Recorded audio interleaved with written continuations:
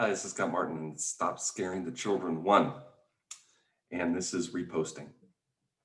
In this time of division, we know that some of that division comes from sharing falsehoods, lies. And everyone on every side seems to be accusing everyone else on every other side of doing the same thing. And basically, what's happening is that in our brain, we see certain words and it triggers certain things in us. It creates an emotional response, and that's in the center of our brain. And what we're doing is responding emotionally to a trigger. And our response often is sharing. We want to share that experience, that emotion with people. So we're sharing images, posts, videos, links that triggered a response in us.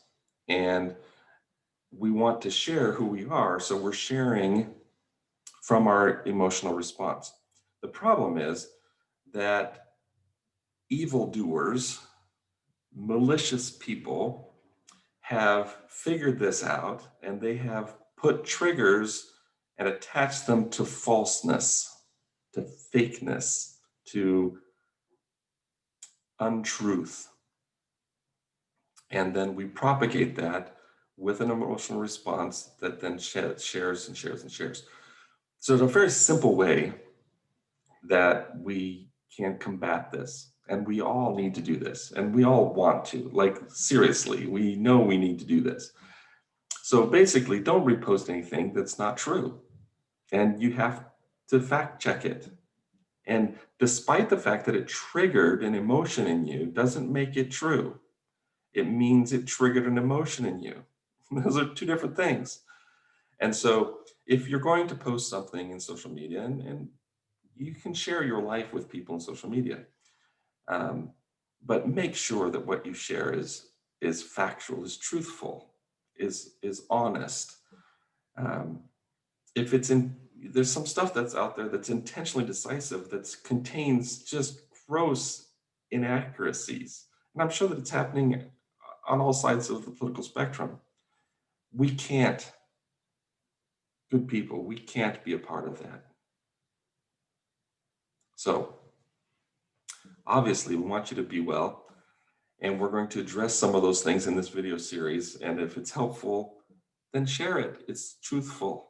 And if you find that it's not truthful, then don't share it, even if it comes from me. But we do want to share and make your own video and encourage everyone around you.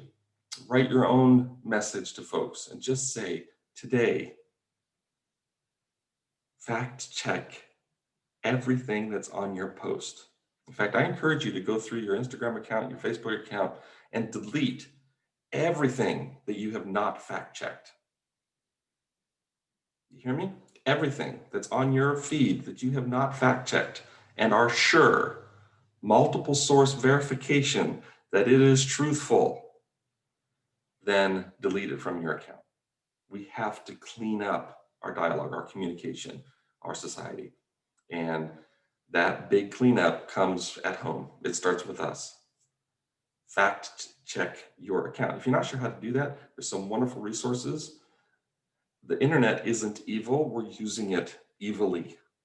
There's some wonderful resources online, or you can get a coach or somebody to work with you on how to clean up what you are doing in the world. If we all do our part, we'll end up with a much cleaner place. You've been a part of a community cleanup at some point. You're a good person, so I know you have.